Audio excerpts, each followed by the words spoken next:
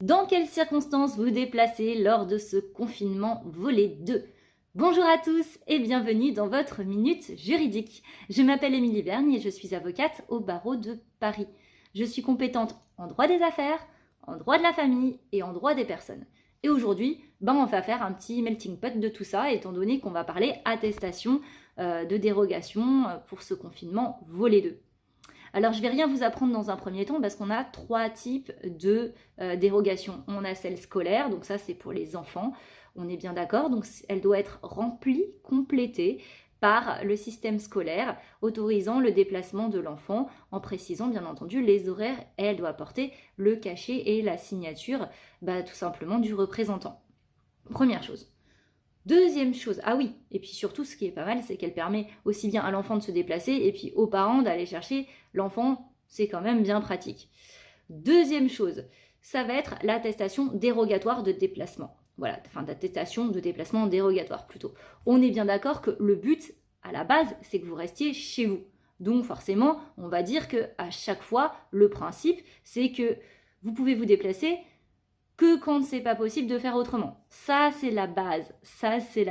Et puis, vous avez des attestations, cette attestation qui vous permet de sortir dans certains cas. Le premier, c'est les déplacements entre le domicile et le lieu d'exercice de l'activité professionnelle ou du lieu de formation. J'ai bien dit ou du lieu de formation. C'est bien prévu par le texte. Soyons bien clairs. Donc, c'est tout à fait possible également dans ce type de cas. Alors, bien entendu, c'est quand même plus pratique si vous avez une attestation derrière. Normalement, elle ne devrait pas vous être demandée, mais c'est quand même plus sérieux et c'est quand même plus sûr. Ça vous évitera de vous prendre une amende et d'après de faire toute la procédure d'opposition à cette amende. Ce sera quand même plus pratique.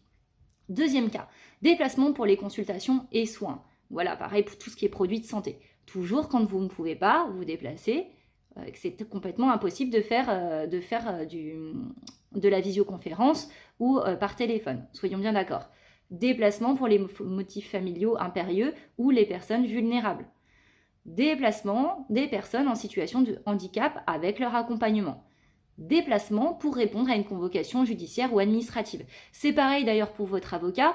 Maintenant, nous, l'ordre, nous a recommandé très clairement de vous faire une attestation quand vous vous déplacez chez votre avocat. Donc, c'est-à-dire que si vous avez rendez-vous avec votre avocat, cet avocat, non seulement vous cocherez cette case dans l'attestation de déplacement dérogatoire, mais en plus, l'avocat vous fera un courrier vous expliquant que de toute façon, vous devez vous déplacer à son cabinet pour préparer l'audience en date due et préciser les horaires auxquels vous avez rendez-vous au cabinet avec votre lieu de domicile et le lieu du cabinet pour bien justifier de ce déplacement dans un temps qui est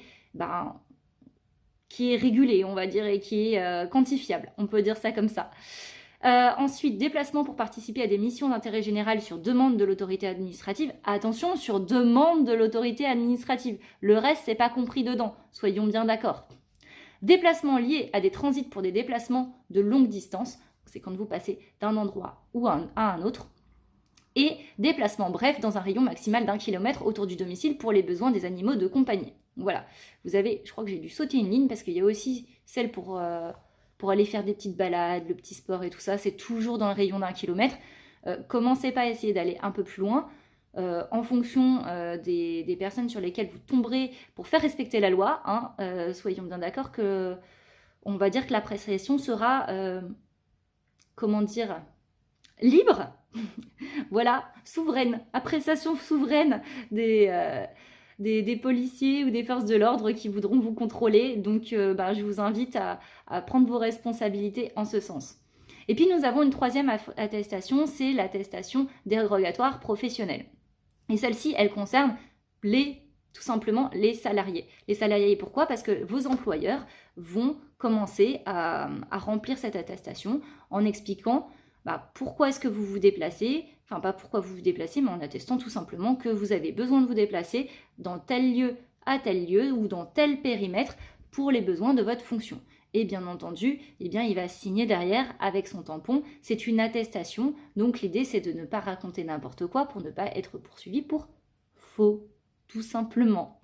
Alors, Pour ceux qui sont indépendants, vous pouvez également vous faire cette propre attestation dérogatoire. Donc, c'est-à-dire que vous faites votre attestation. Donc, moi, personnellement, quand je me déplace, c'est Émilie Vergne qui autorise Émilie Vergne à se déplacer dans tout le périmètre de la France, étant donné que là, en ce moment, j'ai des audiences partout. Donc, voilà. Et plutôt, je vais préciser, aussi bien les commissariats que les tribunaux. Voilà, je vais préciser ça. Et ce que l'ordre nous a recommandé également en tant qu'avocat, c'est de prendre le relevé de situation de notre situation avec le numéro sirène et notre carte professionnelle justifiant de notre activité. Comme ça, il n'y a aucune difficulté et on ne pourra pas venir nous reprocher quoi que ce soit. Alors maintenant, est-ce que toutes ces informations vont être vérifiées? Eh bien écoutez, en fait ça dépend. Vous passez d'une force de l'ordre à l'autre, c'est-à-dire de la police à la gendarmerie. Déjà, la réponse est différente. Il suffit d'aller regarder un petit peu sur les chats de leurs sites respectifs. À la police, on va vous dire qu'il va vous falloir une attestation du médecin comme quoi il y a une personne qui est malade pour pouvoir vous déplacer chez une personne vulnérable, alors que du côté de la gendarmerie, on vous répond non. Et si vous posez la question dans la rue à l'une ou l'autre de ces personnes, que ce soit de la police ou de la gendarmerie, il se trouve que les réponses sont assez divergentes. Du coup, j'ai envie de vous dire, cumulez le plus de justificatifs possible quand vous vous déplacez, ça vous évitera des soucis. Et puis, pareil, dans les rayons de... Par exemple, tout à l'heure, on parlait du sport, c'est pareil, quand vous allez faire le sport, réfléchissez bien, 1-2 km, ça dépend vraiment de l'appréciation, comme je vous disais, des policiers ou des forces de l'ordre sur lesquels vous tomberez. Voilà. Pour rappel, quand même, il y a des amendes. La première, c'est quand même 135 €. La deuxième, en cas de récidive, 200. Et puis, si vous n'avez toujours pas compris le message, 3 750 €, histoire de bien vous calmer, avec 6 mois d'emprisonnement encouru, pas forcément prononcé, encouru. Soyons bien d'accord. Alors, j'ai regardé un petit peu ce qui se passait ces derniers temps. Sur les petits tips à regarder, faites bien attention aux dates des attestations, faut pas vous louper. Les enfants doivent aussi avoir leurs attestations, même quand ils se déplacent avec leurs parents, c'est chacun son attestation. Il faut bien avoir la signature, les horaires de sortie, tout ça doit bien être clair. Remplissez bien vos attestations, faites en sorte qu'elles soient... prenez-les au sérieux, quoi. Tout simplement, quand vous vous déplacez, parce que ce sont également des motifs de verbalisation quand l'attestation est mal remplie. Et l'objectif, quand même, de cette vidéo, c'est de faire en sorte que tout se passe pour le mieux pour vous et que vous soyez OK avec tout ce qui se passe. Voilà. Si vous avez des questions, je reste bien entendu à votre disposition dans le cadre d'une consultation juridique et je vous invite à me contacter par mail ou par téléphone. Je me ferai un plaisir de vous accueillir. Je vous remercie pour votre écoute et je vous dis à très bientôt. Au revoir.